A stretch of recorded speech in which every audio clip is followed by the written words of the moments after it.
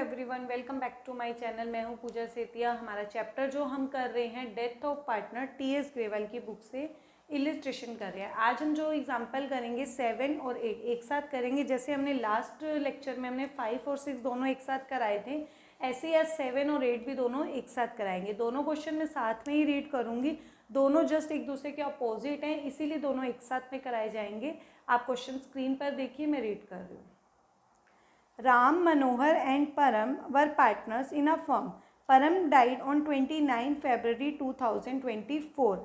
His share of profit from the closure of the last accounting year till the date of death was to be estimated on the basis of average of 3 completed years profit before the death. Profit for the years आपको 31 मार्च 21, 22 and 23 के given है। ये board पे note down कर दिए गए हैं। नीचे आपको केसेस दिए हैं कि पास journal entry for the same. Number 1 में आपको बोला है कि profit sharing ratio of remaining partner does not change. And second case में बोला है कि profit sharing ratio of remaining partners changes and new ratio आपको गिवन है 3:2। ये तो थी हमारी इन्फॉर्मेशन क्वेश्चन नंबर 7 की। ये मैंने इंपॉर्टेंट जो इसमें जो नीड थी हमें जर्नल एंट्री पास करने के लिए बोर्ड पे नोट डाउन कर दिया है। अब ऐसे हम क्वेश्चन नंबर 8 रीड कर रहे हैं। अमर, भुवन एंड चमन 3 पार्टनर्स हैं। प्रॉफिट शेयरिंग रेशो आपको गिवन है 3:1। भुवन की डेथ होती है 30 जून 2024। लॉस आपको दिया हुआ है beginning of the accounting year till the date of death was estimated and 1,80,000। Amar, Chaman decide to share future profit in the ratio 3:2 from 1 July. Pass the necessary journal entries to record Bhuvan share of profit और loss up to date of death. अब देखो हमें इस question के अंदर क्या बोला था। ये हमारा जो इधर वाला पार्ट है ये क्वेश्चन नंबर 7 का है और इधर वाला जो पोर्शन है क्वेश्चन नंबर 8 का। हम नोट डाउन कर देते हैं, ये 8 का और इधर वाला 7 का। अब देखो 7 में हमें बोला था कि 3 पार्टनर्स थे, राम, मनोहर और परम। 3 पार्टनर्स थे। आपको ओल्ड रेशो दी थी, कुछ नहीं बोला था कि ओल्ड रेशो क्या है, तो हमने मान ली कि ओल्ड रेशो क्या हो गई, इक्वल होगी। तो 1:1 हो गया। और आपको इसमें परम की डेथ हुई थी। मैंने हमेशा डेथ ऑफ पार्टनर में जितने भी हम क्वेश्चन कर रहे हैं तो सबसे पहले हमारा यही काम होता है कि आप तीनों पार्टनर्स के नाम लिखते हो। जिस पार्टनर की डेथ होती है उसके ऊपर हम सर्कल लगा देते हैं ऐसे, ठीक है। हमने सर्कल लगा दिया और उसका शेयर अलग कर देते हैं। यहाँ पे थोड़ा सा वर्किंग नोट ऊपर बना लेते हैं, थोड़ा स्पेस नीचे कम है। परम का शेयर लिख लेते हैं। शेयर कितना है परम का, P लिख देती हूँ 1/3, ठीक है, 1/3। अब उसकी हम डेट भी लिखेंगे। परम की डेथ कब हुई, 29 फरवरी। मतलब फरवरी के लास्ट तक उसने इस सेशन में काम किया, तो मतलब उसने सिर्फ 1 महीना ही काम नहीं किया, सिर्फ मार्च वाला। तो कितने मंथ हुए उसके, 11/12। ये भी हमने लिख दिया, टाइम लिखा और उसका शेयर लिखा। अब हमें क्या करना है, उसको क्या बोला था उसने, प्रॉफिट जो है उसको up to date of death तक का प्रॉफिट देना है, ठीक है। ये टाइम बेसिस पर था। हमारा जो ये पार्ट चल रहा है वो टाइम बेसिस पे, टाइम बेसिस पे हमें टाइम लगाना होता है, उसका शेयर लगाना होता है और प्रॉफिट बोलता है, जो भी वो प्रॉफिट बोलता है वो वाला आपको अमाउंट लिखना होता है। अब उसने प्रॉफिट बोला, हमने टाइम भी लगा लिया और शेयर भी लगा दिया। अब चाहिए हमें प्रॉफिट चाहिए। अब प्रॉफिट उसने बोला था जो आपके पिछले 3 साल के प्रॉफिट्स हैं उनका क्या लेना है, एवरेज लेना है। क्या लेना है, एवरेज। तो बस अब इनका एवरेज हम निकाल लेते हैं। 80 + 90 यहीं पे कर लेते हैं या इसको यहाँ कर लेते हैं, रब कर लेंगे। एवरेज प्रॉफिट, एवरेज प्रॉफिट कैसे निकलेगा, 80, 90 और 1,00,000 डिवाइड बाई 3। इन तीनों को आप प्लस करोगे तो क्या आता है, 2,70,000 डिवाइड बाई 3 और इसको कट करोगे तो क्या आ जाएगा, 90,000। क्लियर है। तो इस 90,000 की एवरेज आ गया, यहाँ पर आप लगा दोगे। यहाँ पर हम एवरेज लगा देते हैं, कितना प्रॉफिट उसको देना है, 90,000।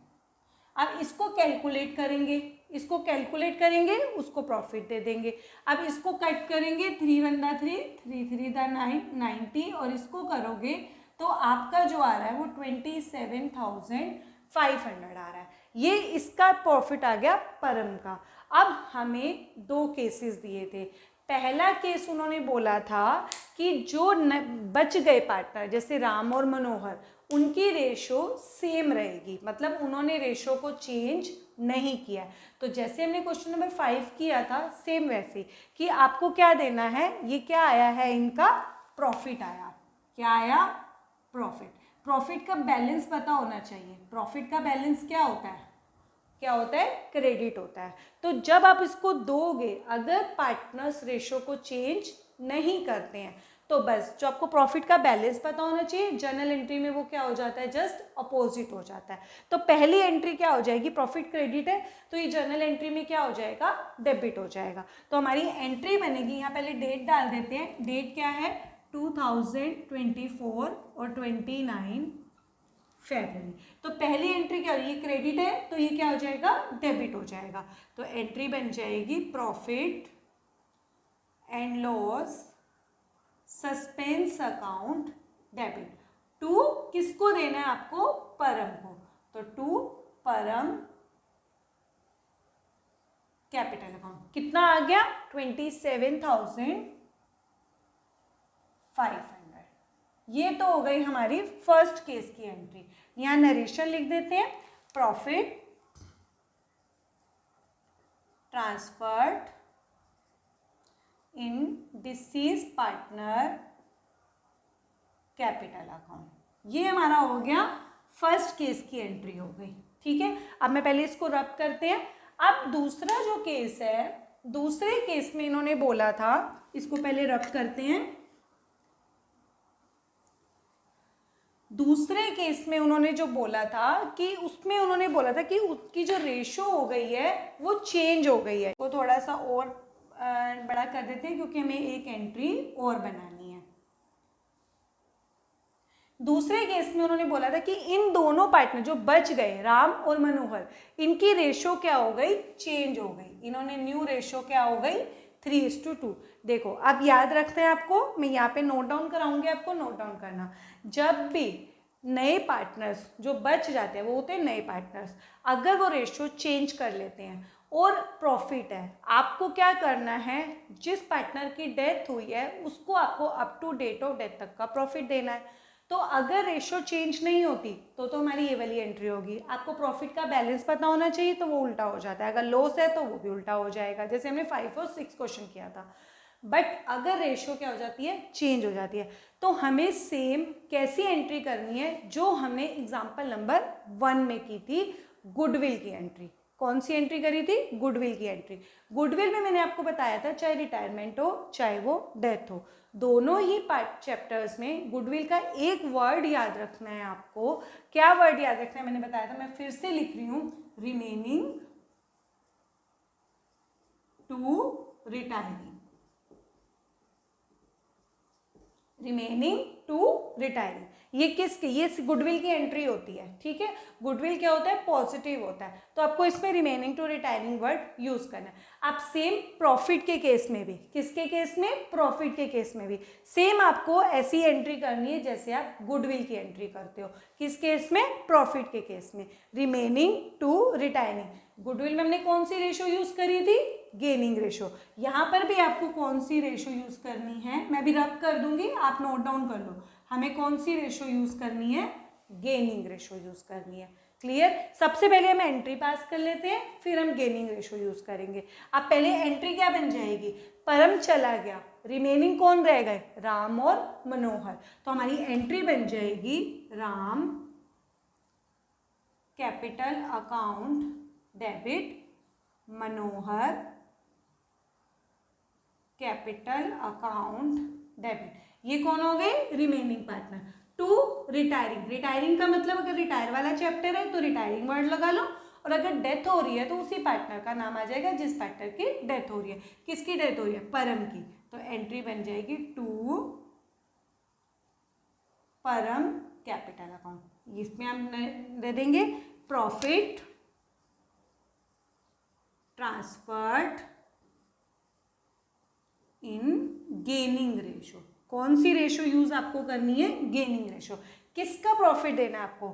परम का। हमने प्रॉफिट वही आएगा 27,500। यहाँ पे परम के अकाउंट में डाल दो, क्रेडिट में 27,500। अब इस 27,500 को कौन सी रेशो में देंगे इन दोनों को? गेनिंग रेशो में। अब गेनिंग रेशो का फॉर्मूला क्या होता है? New ratio minus old ratio. अब हम इस रेशो को निकाल लेते हैं, इसको रब कर लेते हैं, ये नोट डाउन कर लो, ये सेम नेक्स्ट क्वेश्चन में भी अप्लाई होगा, उसको भी करेंगे हम। इसको अब हम यहाँ पे गेनिंग रेशो यूज करेंगे। कैसे निकालेंगे? देखो गेनिंग रेशो, गेनिंग रेशो का फॉर्मूला होता है, यहाँ पे भी रब कर देंगे क्योंकि बार अभी हम ये वाला क्वेश्चन नहीं करें, पहले हम इसको क्लियर कर रहे हैं। गेनिंग रेशो का फॉर्मूला क्या होता है? New ratio minus old ratio. किसकी निकलेगी? जो पार्टनर्स नए हैं, राम और मनोहर की। तो राम का क्या आ जाएगा? देखो राम का न्यू क्या है? 3/5, ओल्ड क्या है? 1/3। क्लियर? ऐसे ही मनोहर का M4 मनोहर, न्यू क्या है? 2/5 और ओल्ड क्या है? 1/3। यहाँ पर हम रेशो निकाल लेते हैं। अब इसको क्या करना है आपको? ये 5 है, ये 3 है, दोनों तो सेम नहीं है, नीचे वाले दोनों नंबर सेम होने चाहिए। हम इसको क्या बना देंगे? 15 बना देंगे दोनों को। इसको 15 बनाऊंगी तो 3 से मल्टीप्लाई करना पड़ेगा और इसको 5 से। ऐसे सेम इसको 3 से और इसको 5। जो नीचे मल्टीप्लाई होते हैं वही सेम ऊपर मल्टीप्लाई होते हैं। 3 5, यहाँ पर 5 था और यहाँ पर 3 था, तो 3 3 था 9 माइनस 5 4/15। ऐसे 2 3 था 6 माइनस 5 1/15। अब ये क्या आ गए? गेनिंग शेयर आ गए। अब इससे आपका दोनों का डिनोमिनेटर सेम है तो गेनिंग रेशो क्या हो जाएगी? 4:1। क्या हो जाएगी? 4:1। तो अब इस 27,500 को 4:1 में आप यहाँ पर बांट दोगे। जब आप कैलकुलेट करोगे, एक का मैं करके दिखा रही हूँ, दूसरे का आप अपने आप करोगे। जैसे मुझे राम का करना है तो 27,500 इंटू 4/5 आएगा, क्योंकि अब रेशो यूज़ करोगे। जब रेशो यूज़ करते हैं ना तो उसी पार्टनर का अमाउंट आता है जो पार्टनर डेथ हो रही है या रिटायर हो रहा है। और अगर आप शेयर यूज़ करते हो, जैसे 4/15 करोगे, तो 4/15 अगर करोगे तो आपको पूरी फर्म की गुडविल चाहिए। पूरी फर्म की गुडविल हमारे पास क्या थी? एवरेज प्रॉफिट था ना, उसको पूरा टोटल प्रॉफिट चाहिए होता है, टोटल, उसका शेयर नहीं चाहिए, तो आपको पूरा चाहिए था। अब आप रेशो यूज़ करोगे 4:1, तो आपको उसी का, इसको आप कट करोगे ऐसे, जो भी आएगा तो वो आपका आ रहा है 22,000। इसको कर लेते हैं,